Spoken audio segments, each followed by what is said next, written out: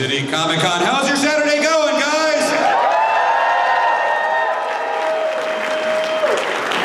That's okay, but for as many people in the room, it could have been better. So let me phrase it a different way. Anybody a fan of Guardians of the Galaxy out there? I thought so. So we're gonna bring a gentleman out here to kick things off, and in typical Yondu fashion, Rooker is running a little bit late, but he's gonna be with us soon enough. But I think that we have, I don't know, he's a guy that can sport his own fin, as we've seen. I want you to make some noise. Of course you know him as Kraglin from Guardians of the Galaxy. Please give it up for Mr. Sean Gunn!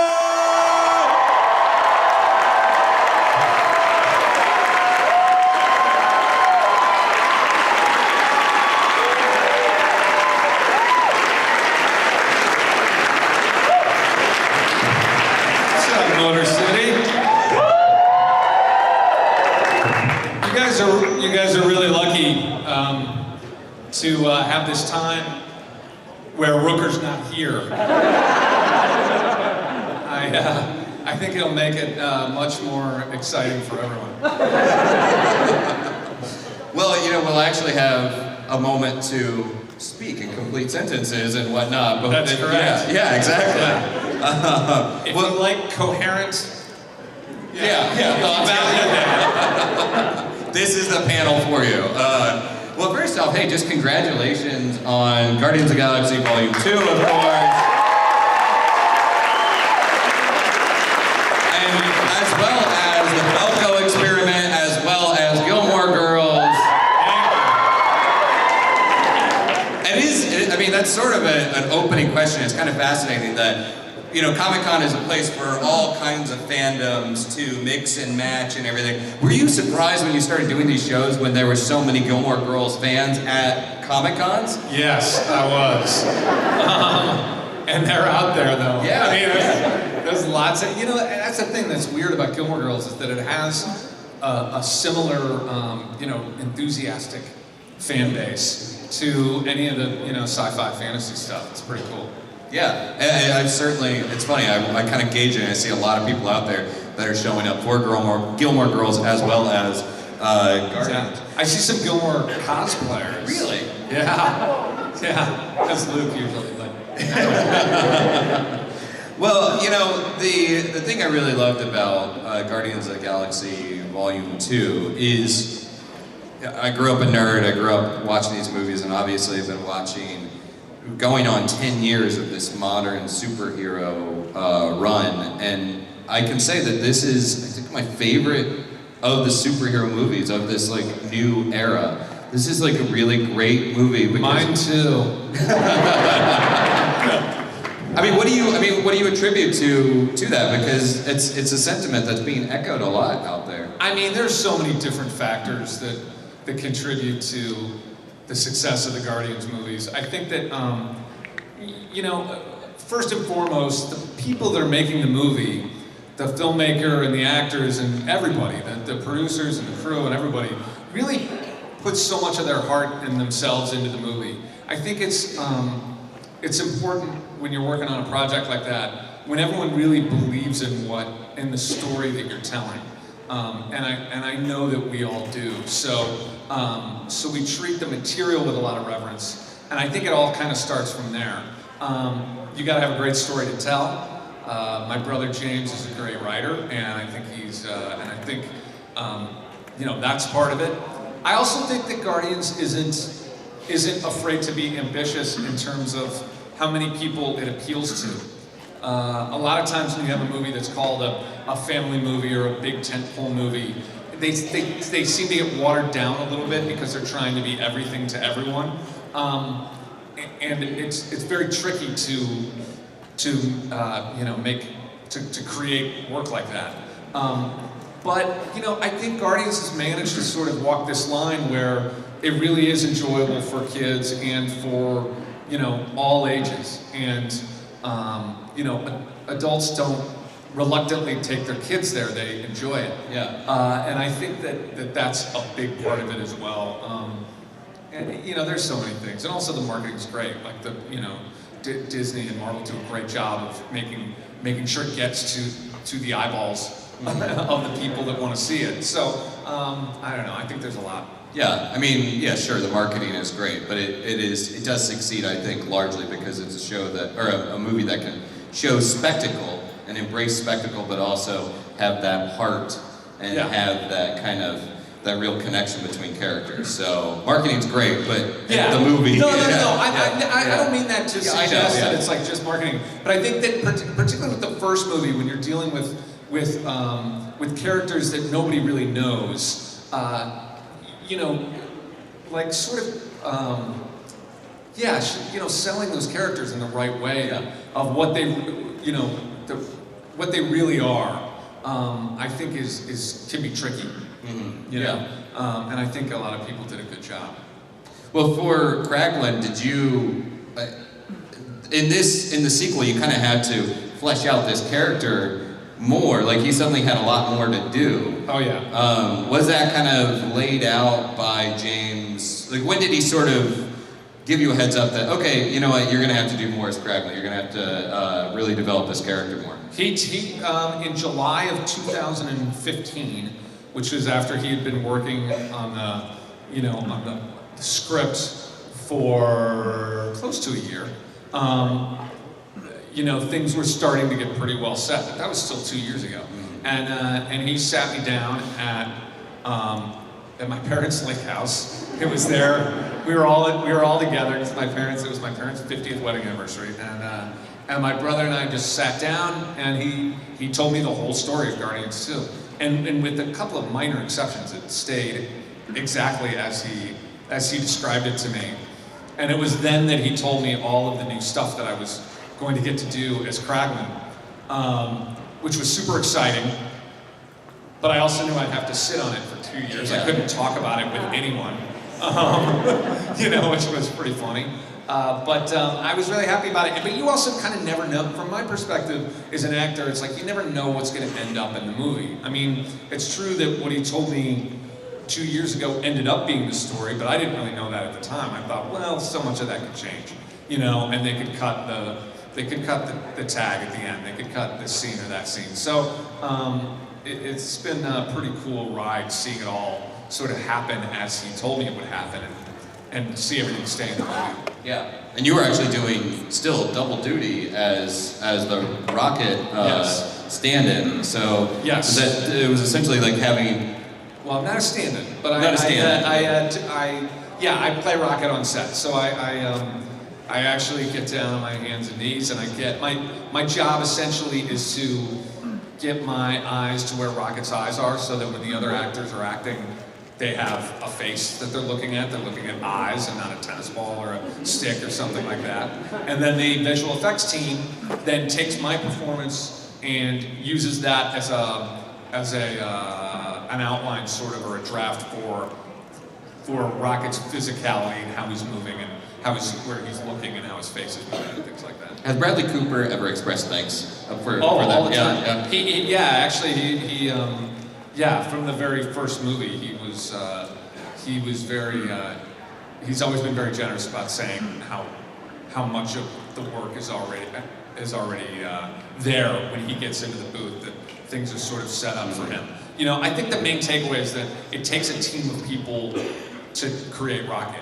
It's incredibly difficult, you know, from a movie-making perspective, making that character look and sound realistic and not look silly, to not look totally fake or overly cartoonish or any of those things. It's just really, really tough. It's the hardest thing about the animation process for Guardians.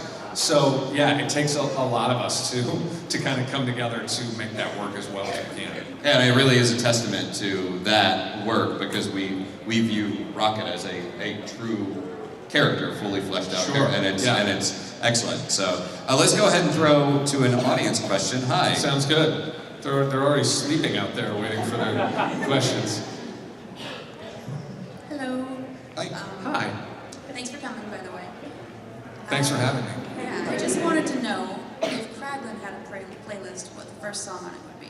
Oh, that's a good question. I'm gonna go with Jukebox Hero.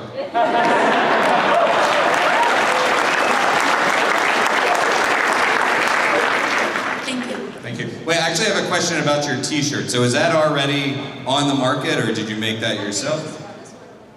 I made this one. Well done, that's great, that's awesome. Like, I love seeing the fan turnaround about how quickly they adopt the items, you know? I know. Hi there, Captain Cold for the question. I wanted to know.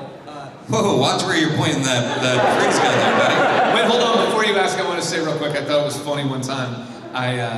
About that t-shirt turnaround. I remember I was watching Game of Thrones, and Tyrion said, "That's what I do. I drink and I know things." Yeah. And as soon as he said it, I turned to my girlfriend at the time and said, "I'm going to be seeing that on t-shirts at a con this weekend," and I did. I wanted to ask, do you do the whistling that Kraglin does, and if so, how do you do it so consistently and loudly? Oh, the whistle. Well, that was just one scene, but I did some whistling there. I don't know how much of. I gotta be honest. I don't know how much of mine they used and how enhanced it is, but my whistle's okay. Is it okay? I mean, that's sort of this. May not be accurate. Well, it's because you're inheriting essentially a tick or a piece of a performance from another actor, from Rooker, and that's like so Rooker, and then it's like, okay, now you do Yeah, your I just version. started, man. He's Yeah. been for decades. Yeah. Cut me some slack. Thank Thanks. you. Howdy. Hi.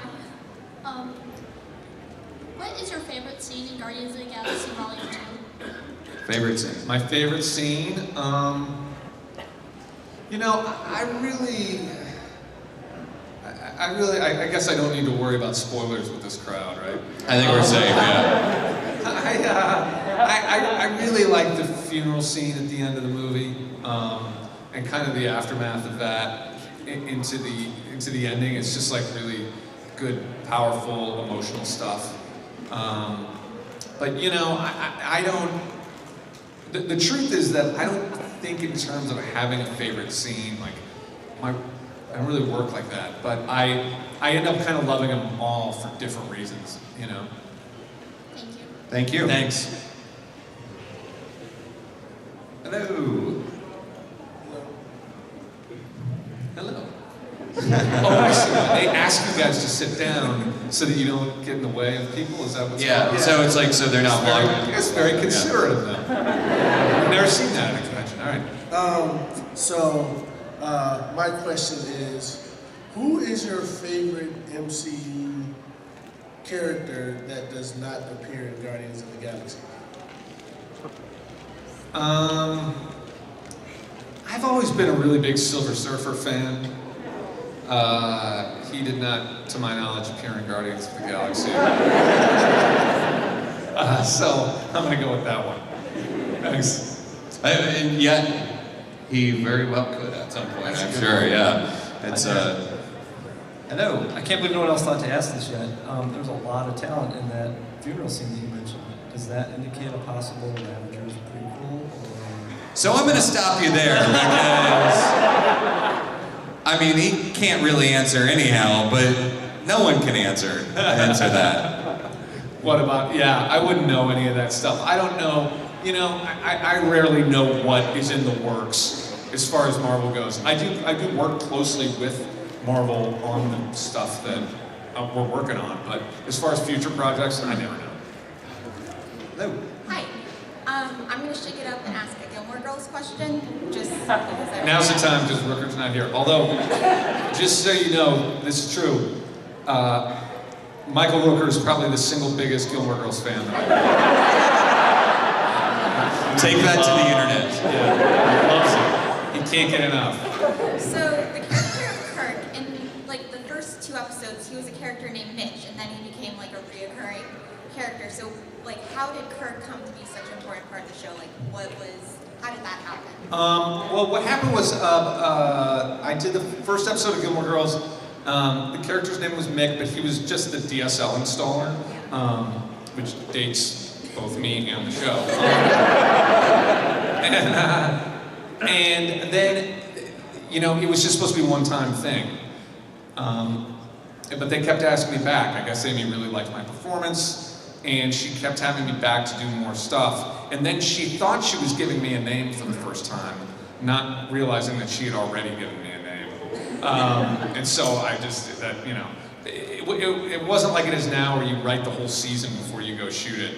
You know, it's like they were just going one episode at a time, and so I think she just kind of didn't remember. But, you know, I thought every episode I did would be my last for quite a while into the shooting of Gilmore Girls, until like almost the end of the first season. I thought, is this joke gonna work then? Am I just gonna be gone forever? And then it wasn't until they started giving me more of a backstory that I felt like, oh, I might be here to stay, you know?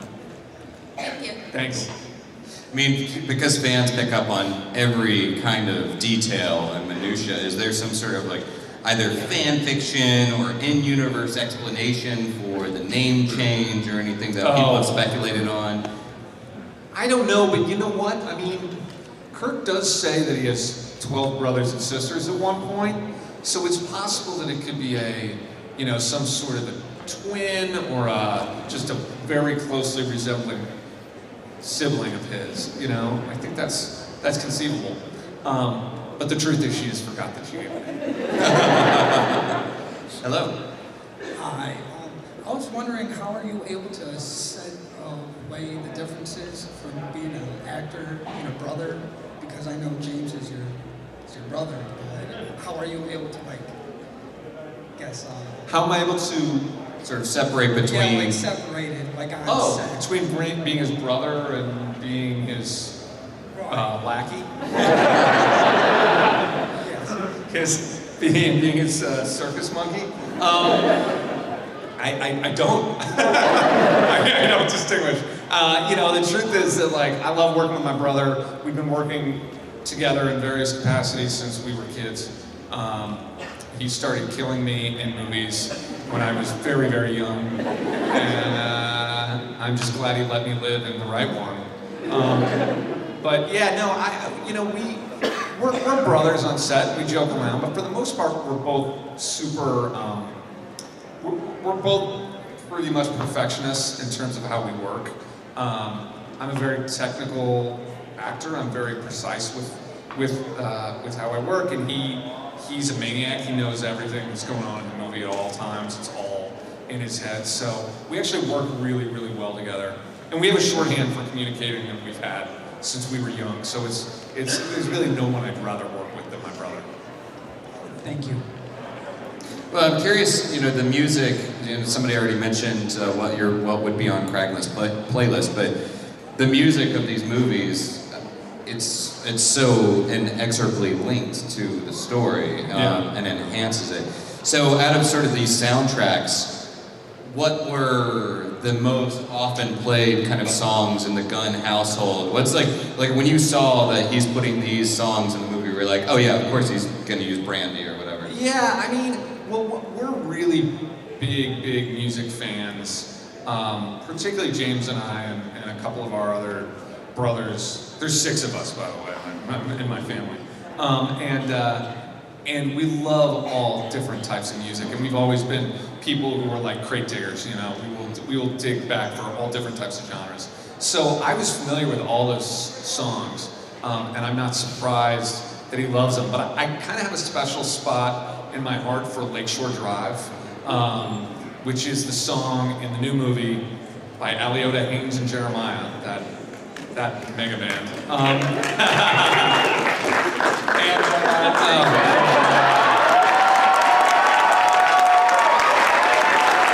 So you realize this is where the insanity begins, right? Yeah. So concludes the reasonable portion of the band. So nice having a conversation with you, but give it up for Mr. Michael Rooker!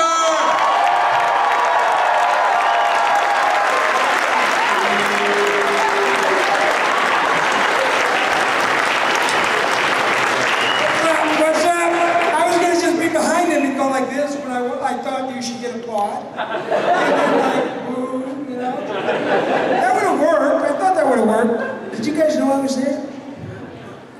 We just felt the presence. I heard a little groan from the audience. No. Hi, everybody. Yeah, I'll say it. I'm Mary Poppins, y'all. Don't you forget it.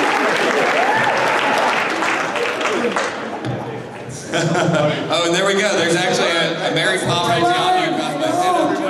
Rooker, look, you have a Mary Poppins Yondu cosplayer right there. Yondu Poppins, I love it.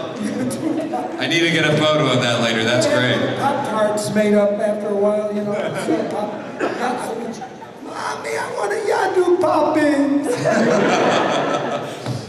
All right, let's go ahead and roll with another audience question. Hey there. Hi, this is for Sean and Michael. If you could play any other MCU character, who would you play? I play Kraglin. Yondu.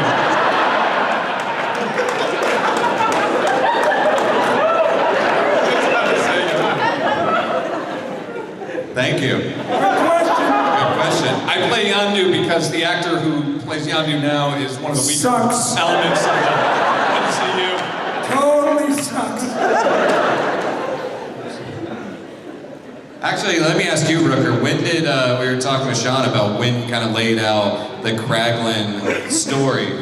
When did James say, okay, we already know you're going to do more in Volume 2, but when did he actually lay out what your story was for the sequel? He never laid it out. Just here's it. You just show I up had to figure it out and myself. He never tells me anything. He's not a very detailed individual. And his writing is very, very vague.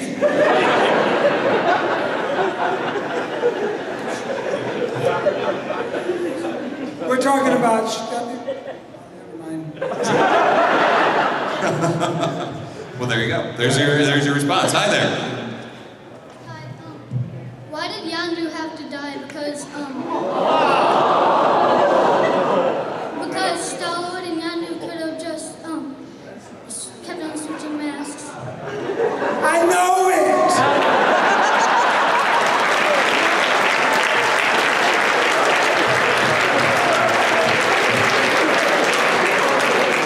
But don't you think you saw that arrow in the end? Don't you think Yondu is shooting his arrow off into space, into another galaxy, far, far away, to kick some more ass?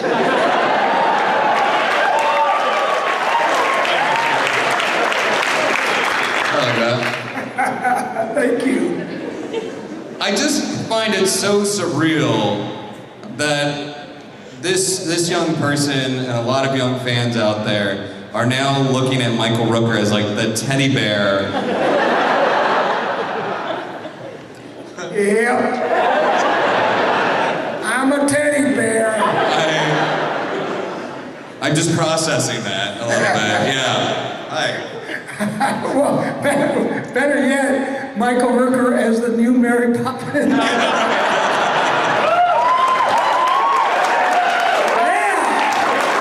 case you don't know, by the way, Rooker will be appearing at Disneyland dressed as Mary Poppins for the remainder of the summer. That's not true, by the way. Yeah. It's just Summit Maniac. It's like, vigorously typing. I have an exclusive. It is now true in my nightmares, though. Hi there. Can I ask 2 quick questions?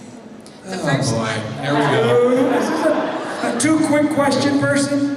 Yes. Okay, go for it, girl. Okay, I'm an elementary school teacher, and my favorite quote to yell at the kids is, "Captain's gotta teach." That's not a question. I'm leading in. I'm wondering what your favorite quote You is. teaching grammar or something? I'm wondering what your If you had said one of his lines, he would have been quiet and let you speak. I do like the Mary Poppins line, but I'm wondering what your favorite quote from both the movies. Captain's Gotta Teach Stuff is my favorite from both, but what's your favorite one-liner? Both of you. Gosh. There's a lot of them. There are things that always make me laugh in the movie. The lines that I love are some of the weird little ones. You know, like I love when Rocket says he needs the guy's eye, and he says it's important to me. This just makes me laugh every time. I like another one of mine. It's not, one of my lines is it's my underwears. I like that it's underwears. The other quick question is, I know James did the dancing for Baby Groot at the beginning. Was that dance influenced at all by Weapons of Choice dance, Christopher Walken? No, good Lord, no, girl. James Gunn's always thought that I have the moves. I mean, he's been copying me for years. Thank you. I don't think he would have been copying anything. I'm sure he probably wouldn't have been. Yeah. Okay, thanks. Yeah. Thank you. Hello. Hi. I like that you have them down on their knees before they get up. Your subjects? I run a tight panel here. Yeah. So you guys really brought the characters to life. They were just really beautiful, well done, well thought out. I was hoping you could kind of walk us through how you saw these characters, and did you ever see them going in a different direction than what you provided on the movies?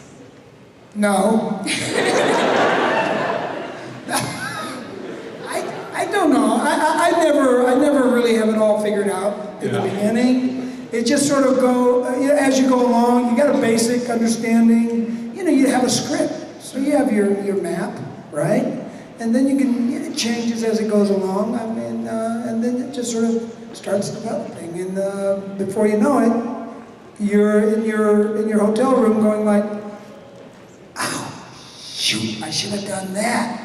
Oh, I should have done that." That's the worst. Oh, I know. That's the worst feeling. I mean, I hate that feeling. That's the worst feeling. So I decided early on in my career, I don't know about you, but I'll never say that.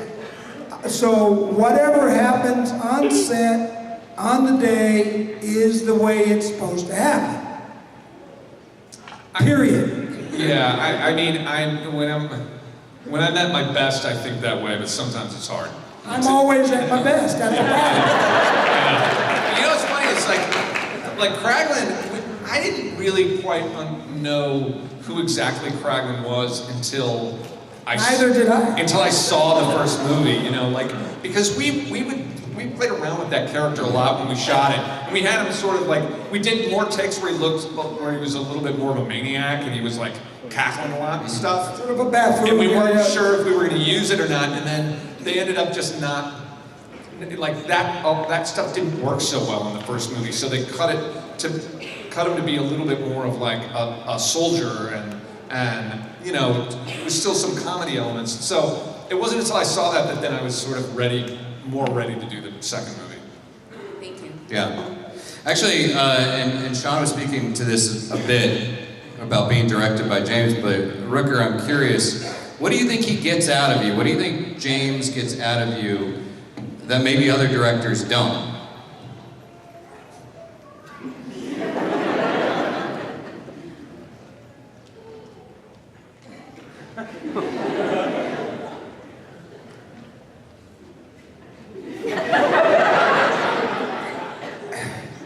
I think it's more of what I get out of him.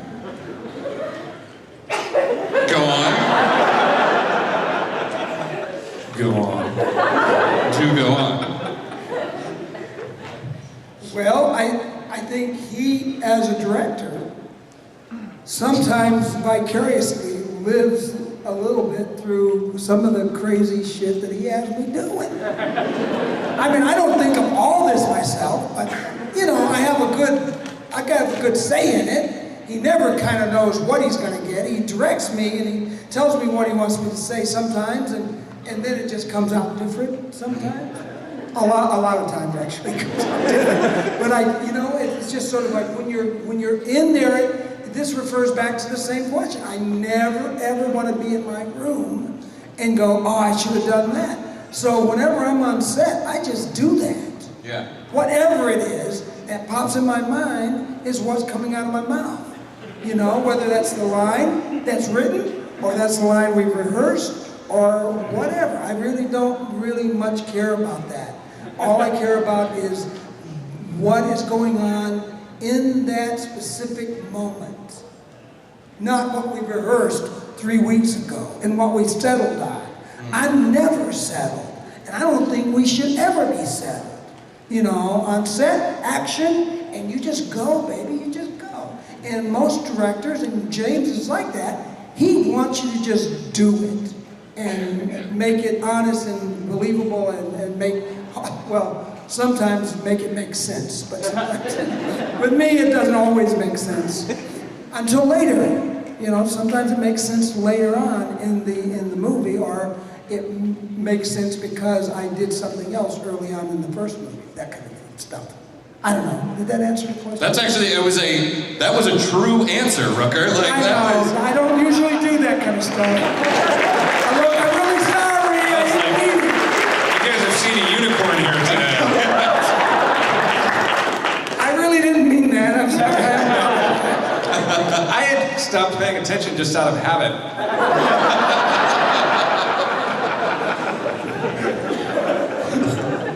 All right, we'll get back to the random stuff.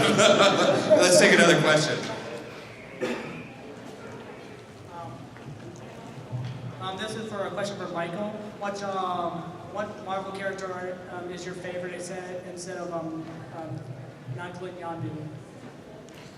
So another MCU favorite character. Well, I'm kind of partial to Rocket right now. You know, I'm really digging Rocket. I think he's got all the fun lines. You know, I mean, really, I'm listening, and Bradley does a great job with, you know, his work in the voiceover stuff for that character. And my friend here does a lot of the physical stuff, and without him doing lines on set, it would be a lot harder to play opposite a couple of CGI characters. But because of Sean here, it made it a lot more easier for me. And you know what? You know, I don't know if we all, and you guys probably don't know any of this, but we went to the same theater school, and so we have like sort of this, you know, this thing, we just,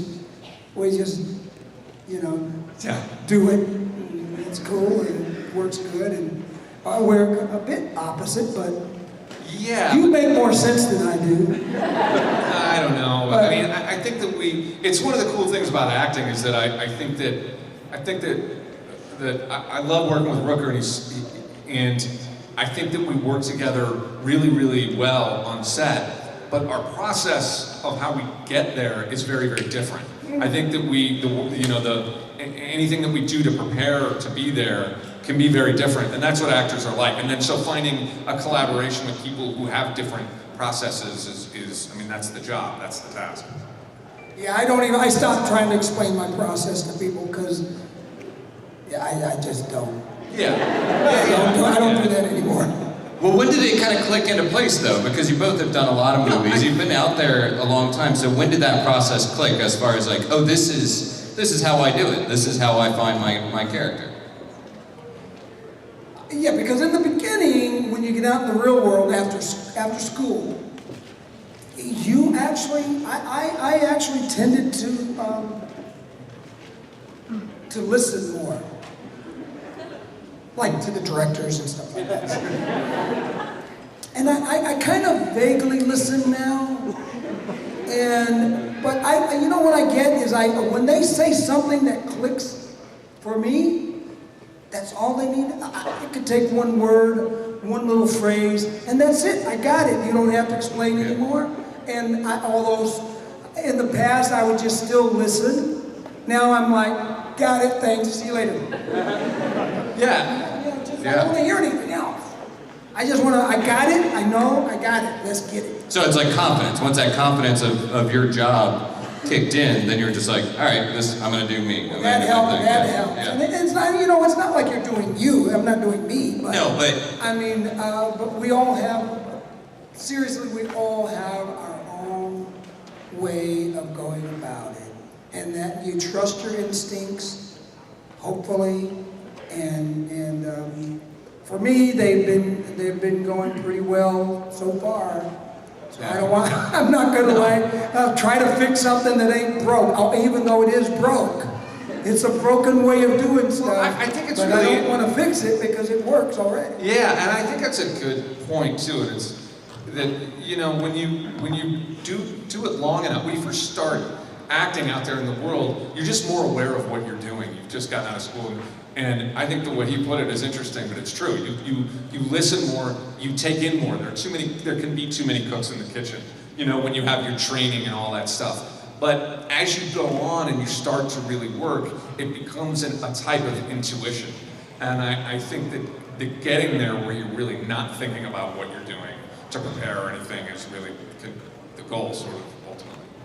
Yeah, because we're all lazy.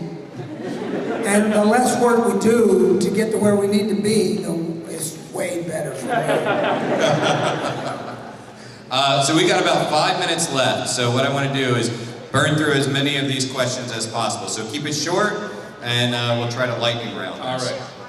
Hi, can me and my sister take a selfie with you? No!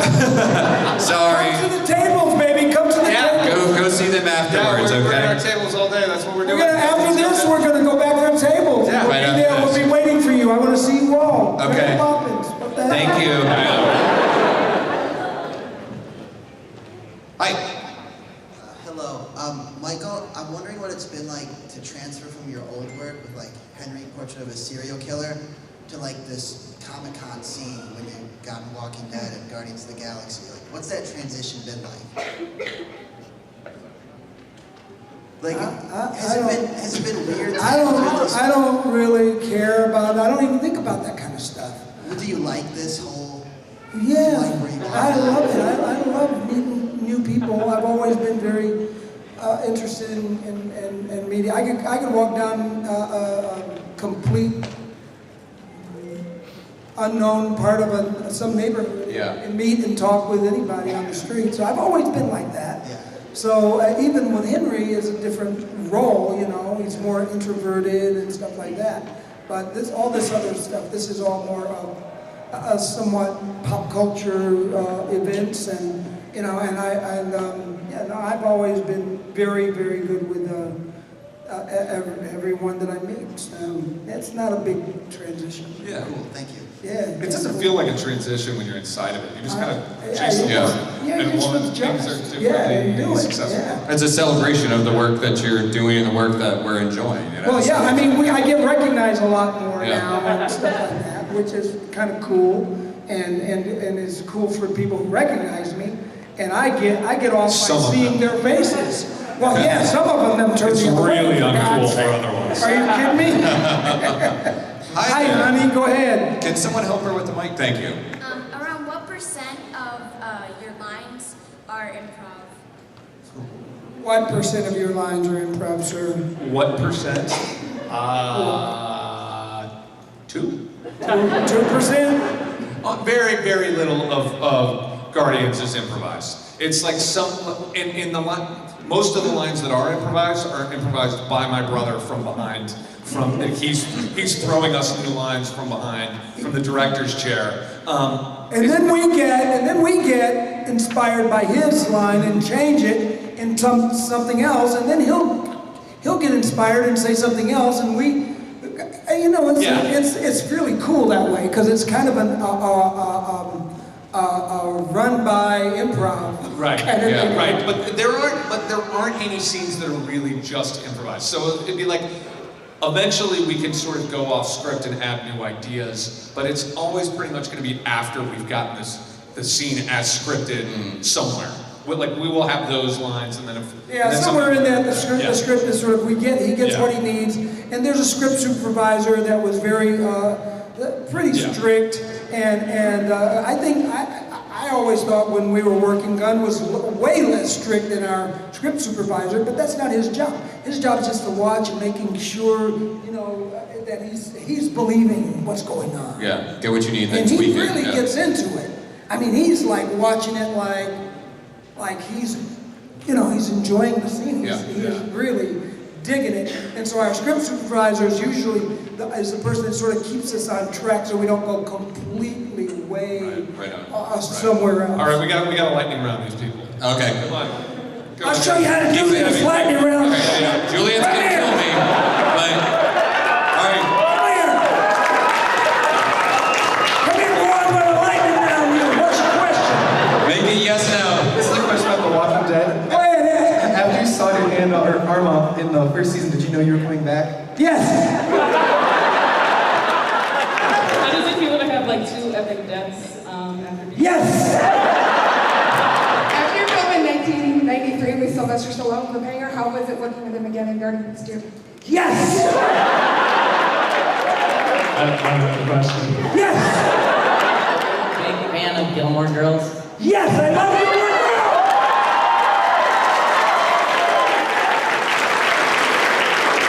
When you found from the new season of Walking Dead, how do you think Merle would handle Negan? He probably invited him out to the batting cages. And only one of us would return. Thank you!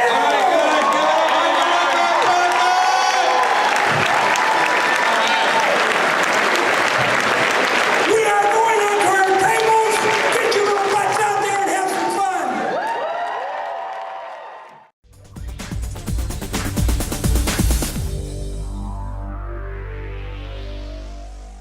This video is sponsored by the Crazy Kings of Toys. Check them out for all your toy needs and find out why they are so crazy. Find them on eBay, Bricklink, and Facebook. Links are in the description. For more Toxic Pop, visit our website at toxicpop1.wixsite.com/toxicpop. Email us at toxicpop1@gmail.com and check us out on Facebook at facebook.com/toxicpop1 and Instagram at instagram.com/wearetoxicpop. Links are in the description.